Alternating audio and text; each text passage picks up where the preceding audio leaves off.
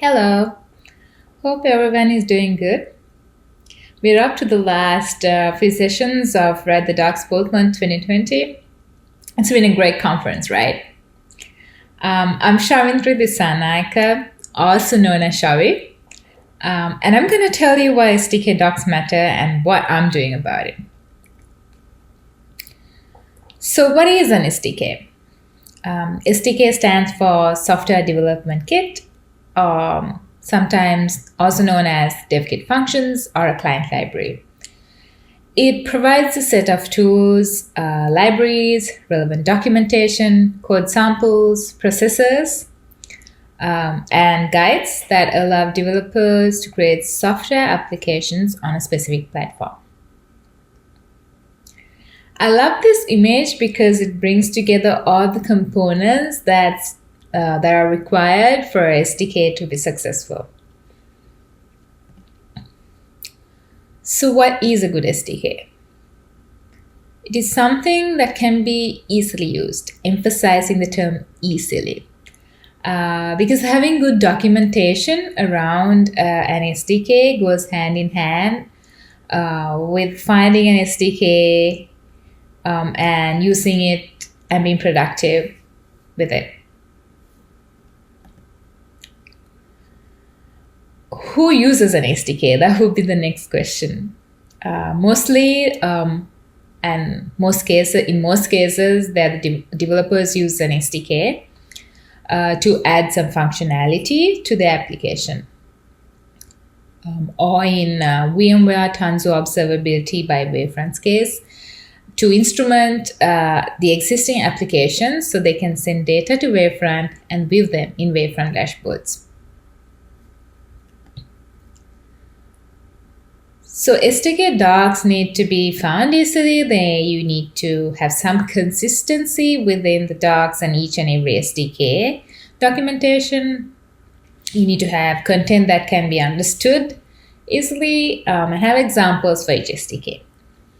These are common content around documentation being good in most cases, and the same concepts apply to having great SDK documentation or making SDK documentation good. So what was the problem? What was I trying to solve in my particular scenario? Wavefront had many great SDKs to use with different types of applications. And they had different SDKs in different languages, 25 SDKs to be precise. But no one was sure when to use what.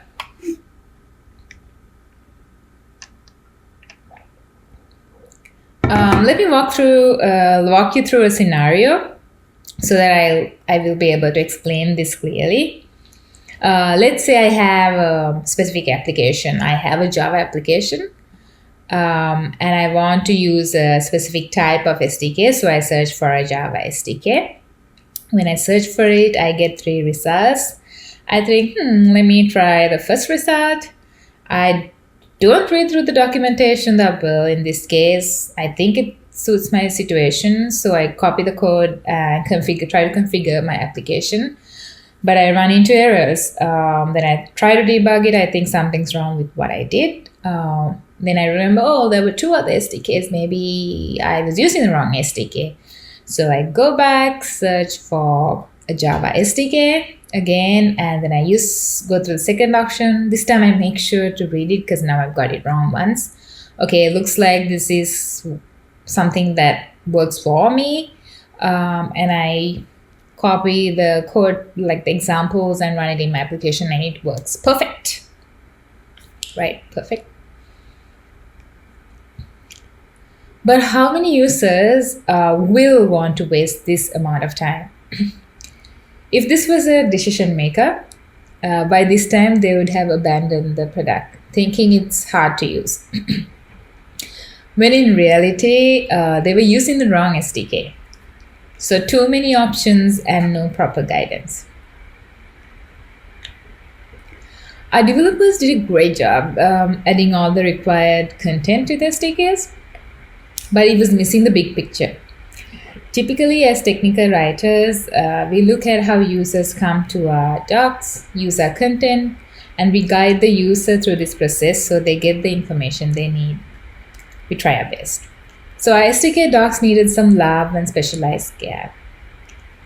I love this image or this concept about specialized care around a garden, because some parts of the garden can be tended by a community, but some parts of it will need specialized care where you will need to have a bush in a particular shape or have particular flowers in a certain area. So you need specialized care. So in the same way, documentation, some areas of documentation need specialized care.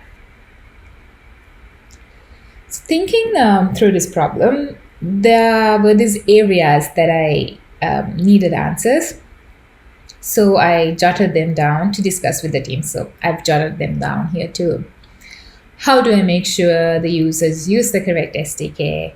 Do I need to go the extra step and provide samples? So do I need to have Java documentation or reference documentation to complement my README? So I'm a technical writer. How do I test it?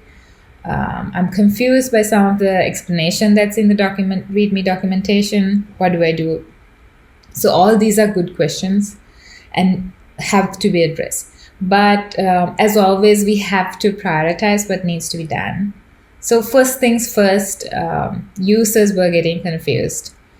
There were situations where some engineers who were customer management engineers were landing on the wrong SDK as well. So I wanted to make sure that users selected the correct SDK.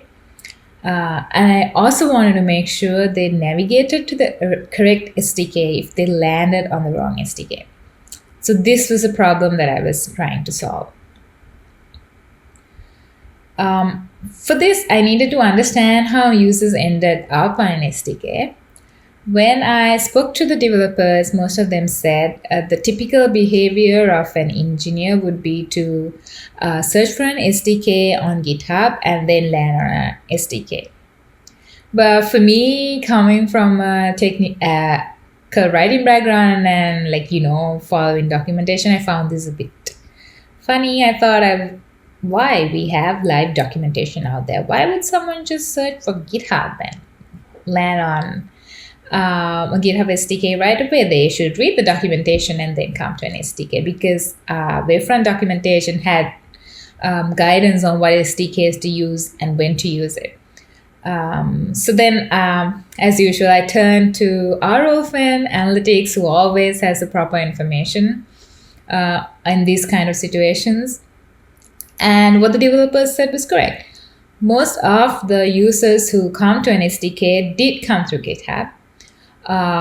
Some of them landed on an SDK by searching for this SDK by doing a Google search.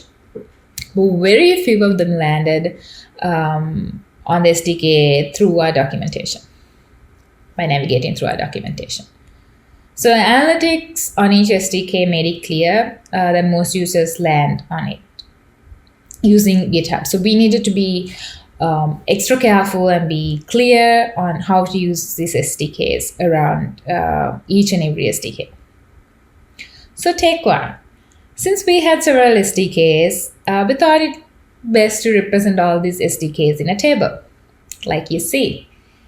So when users landed on a specific SDK, they would think twice. Okay, there seems to be a table, there seems to be different SDKs, so maybe there's more than one SDK.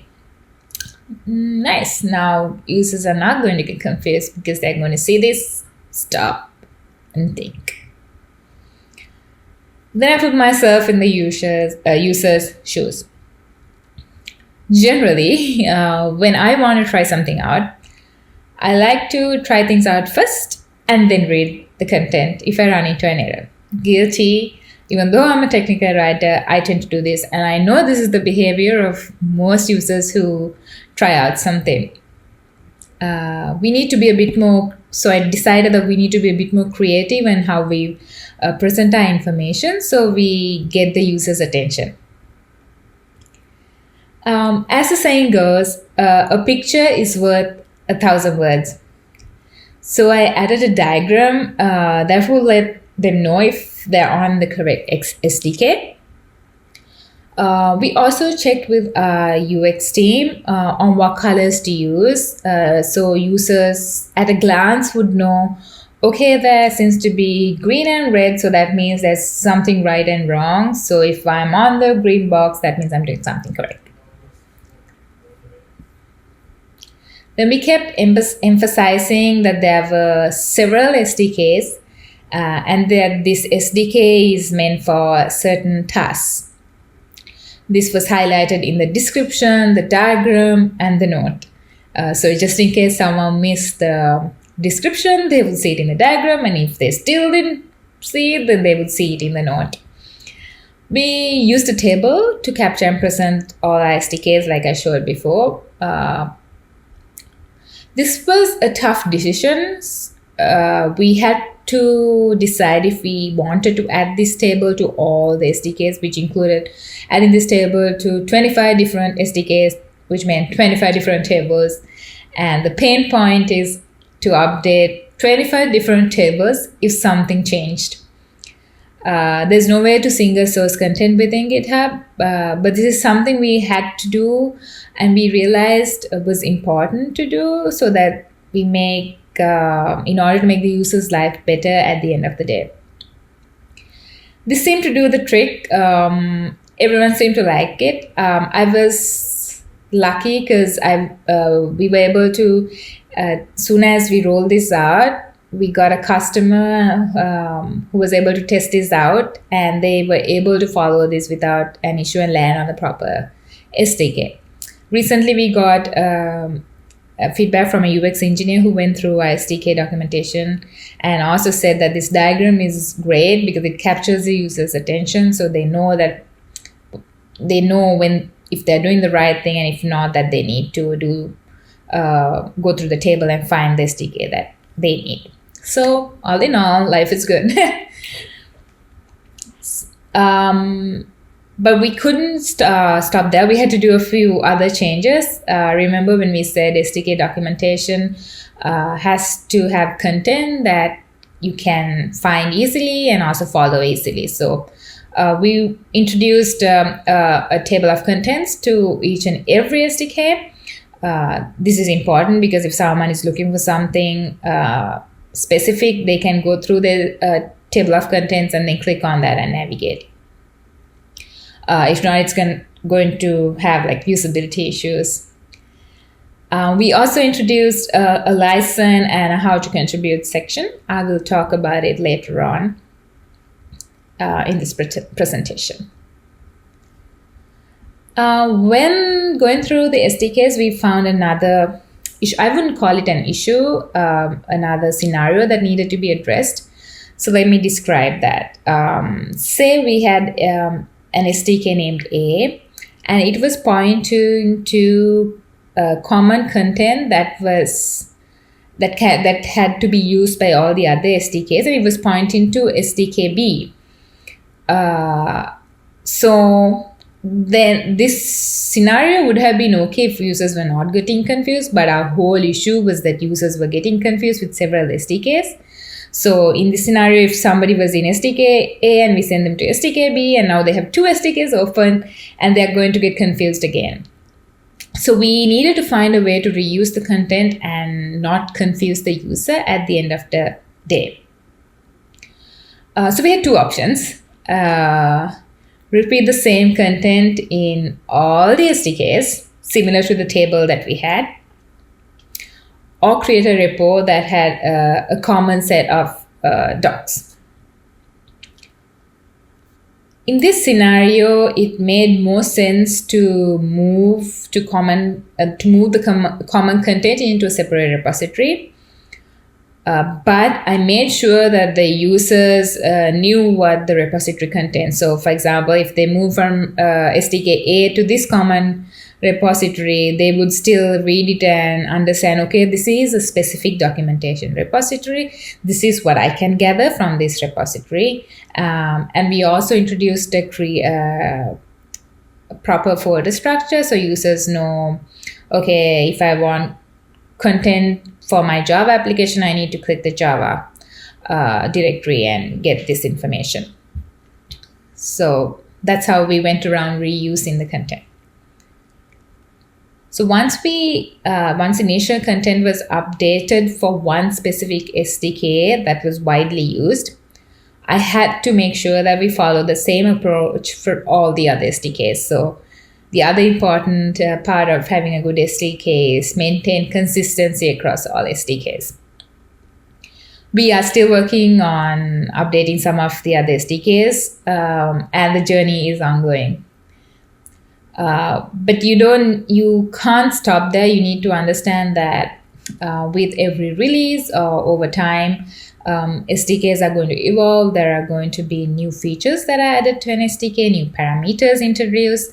So you have to make sure that you update the SDK along with the documentation. So for example, what happens most of the time is when a new parameter or property is introduced or a use case is introduced around an SDK, we make sure to update the documentation side with this information, but we forget to update the specific SDK with this information.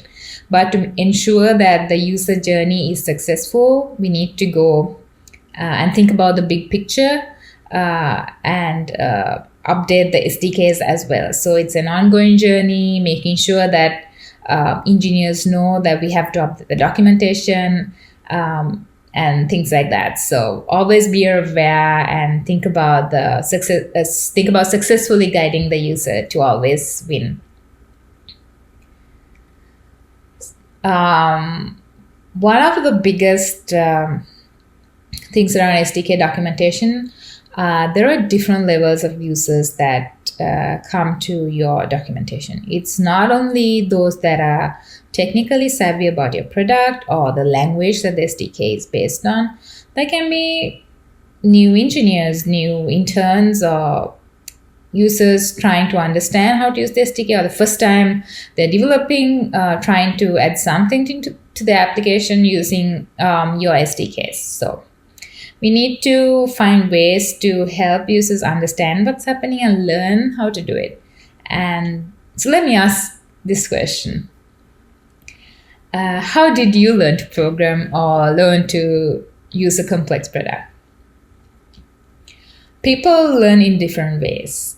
I love following a tutorial that covers a sample use case. And I've heard a lot of developers who are new to a product say they follow tutorials to understand certain concepts and how things work.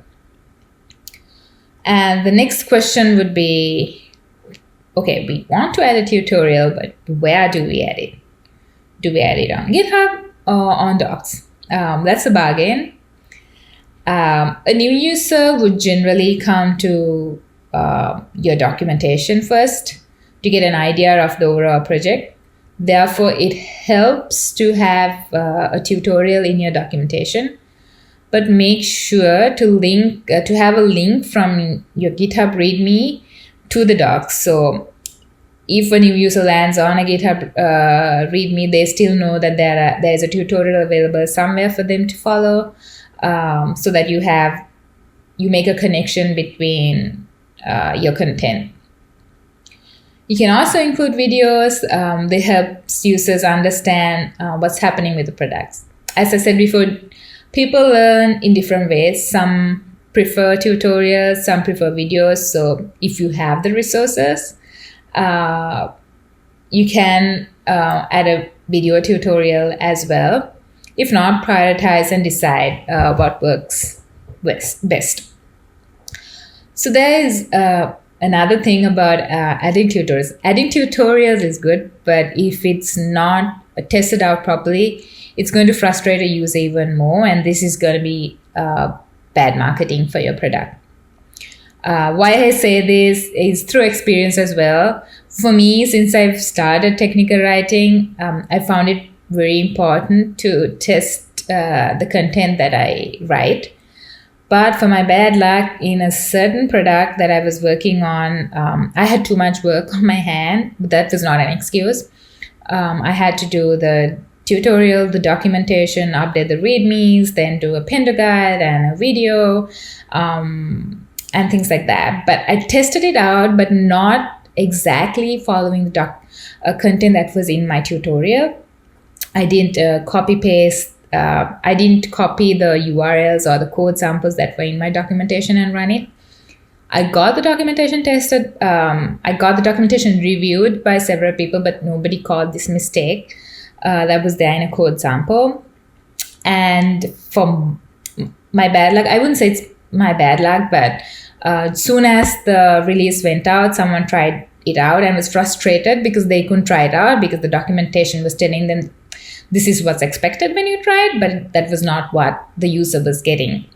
So it's very important to test it out. I'm speaking through experience, and make sure even if you have tutorials that it's thoroughly tested out and it's out there to help users. So all your hard work is appreciated at the end of the day.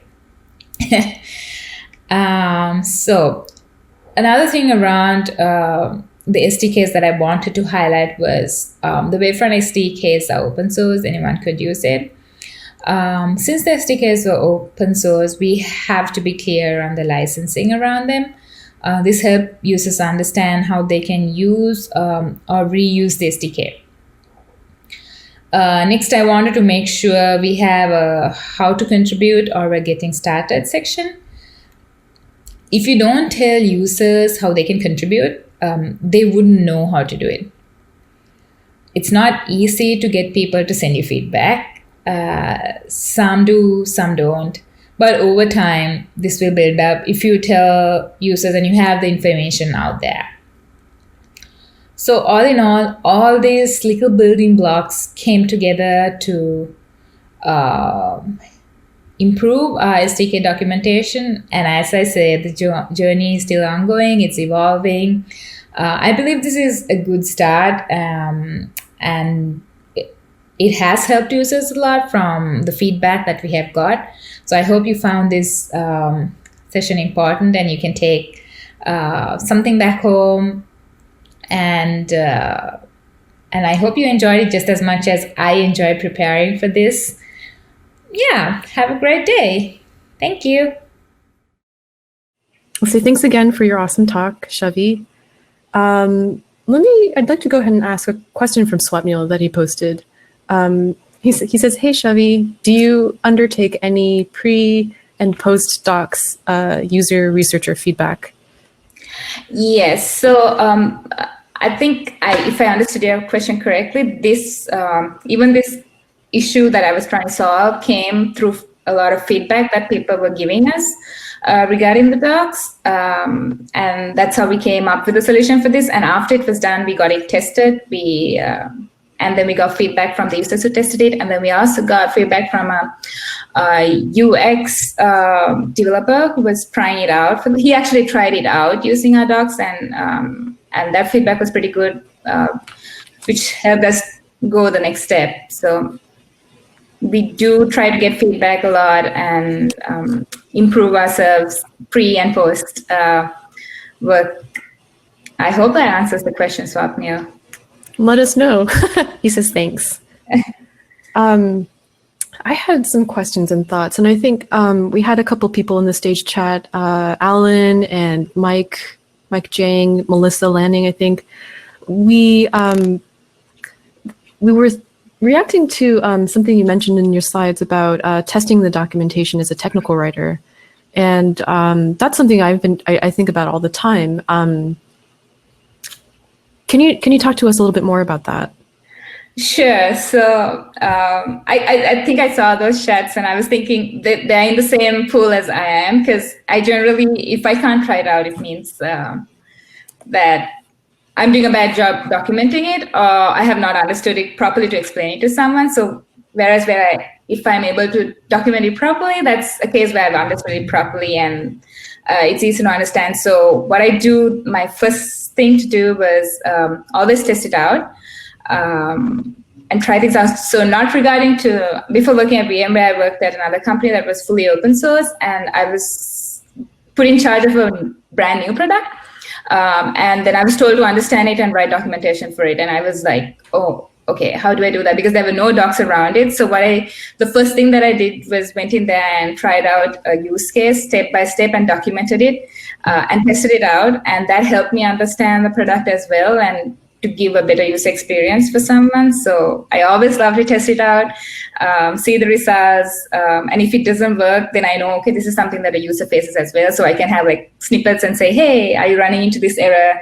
It's probably because you have not. So that always helps improve the user experience along the way. I found it useful, and I know a lot of people said that they do that too. So that's pretty cool. Yay. Yay. This may be a lot to ask, but this is my question, so you don't have to answer it. But if you can think back to times when you've followed the existing documentation and you have run into some of the errors that you've just mentioned, what are some of the most common errors that you found? Some of the things that, so what happens is when I first write from experience, when I first write the tutorial, I have like a really good knowledge of what's happening. So I assume it's good. I get people to test it, and most of the cases, you don't have people to test it out for you. Like if you're in a small organization, you don't have people to test it out for you. You're the lone technical writer, so you do it. And you get an engineer to look at it. They would say, yeah, it's good. But then what I do is I come back to it maybe after about 2 months if I don't get any feedback as well. And then I start trying it out again. Now I don't remember the prerequisites because I've done a lot of other works in between. And then I try it out and I look at it and I'm like, wait, how do I do this step? What do I need to do before that? Sometimes there are like a lot of prerequisites missing, which is like common knowledge, which we assume users to know, but it's not common knowledge for someone who's trying it out. And sometimes the version has changed, like upgraded, and the tutorial doesn't work anymore with the thing because default settings have been introduced or something has changed. So it always helps me to come back and test it as well. Because like VMware and Wavefront, some of the organizations I work, sometimes there are more than one technical writer working. So there's always someone to help you out and help tell you, okay, something is wrong, because you can get it peer reviewed. But when you are alone, sometimes this helps come back and look at it after some time if you don't get any feedback. But most of the time people complain. So, yeah. It's a complaint-driven documentation. I thought that, I guess hearing you say that just sounds like it's common sense, but maybe it is part of a lone writer mindset. When I think of like all the times where I feel guilty about forgetting stuff. So I don't know. I guess it just makes it sounds like common sense to do an initial test of the docs. Come back after a couple months, see how much you've forgotten and how much the docs help you supplement your understanding, and then improve from there. I'm going to read a question from Alicia. I hope I'm pronouncing her name correctly. She asked if you include decision trees on many of your SDK documentation pages, and if so, what is the criteria for deciding which one gets the magic love? That's what she means. So this was a very specific scenario that I was talking about here, because we had 25 different SDKs, which were catering to almost the same need of getting data into Wavefront. So we needed the decision tree to help users know which one to use when. In my opinion, decision trees help you understand where you are in it. And I also saw a comment, someone did not understand why the decision tree was out there, because but it had links and all that. No, we did not have links in the diagram, but it was for a specific use case. So if you're in that use case, you only come to the SDK if you only have that use case. So we kind of understand the user journey, why someone would land on that doc, and then from there have the decision tree to go forward. But I've also worked with other SDKs. Not every SDK requires a decision tree, I guess. If that level of detail, if it's a specific SDK that's standing alone for a specific product, I don't think you need unless you need to explain the architecture of how things move within the SDK.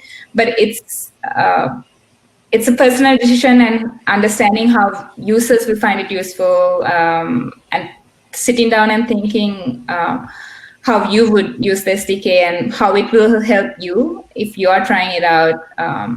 I hope that I answered Alicia's question, but if not, you can let me know on chat and I can maybe talk about it a bit more. Yay, she says yes. Yeah, that was a good question. I mean, from my own perspective, I wouldn't know how to ask that question. So, neither ask nor answer the question. So thank you, Alicia, for posting that. We'll give maybe a couple extra moments for people to ask more questions and speak of the devil. We have a question from Ryan. He's asking, how did you end up handling the reference information? Sorry if it was already in the presentation. That is a lot of information, though. And is it centralized or does it sit with each flavor of SDK? Okay. When you mean reference documentation, I'm assuming it's like common content for all the SDKs. Is that what you mean, Ryan, or is it something else? Okay, great.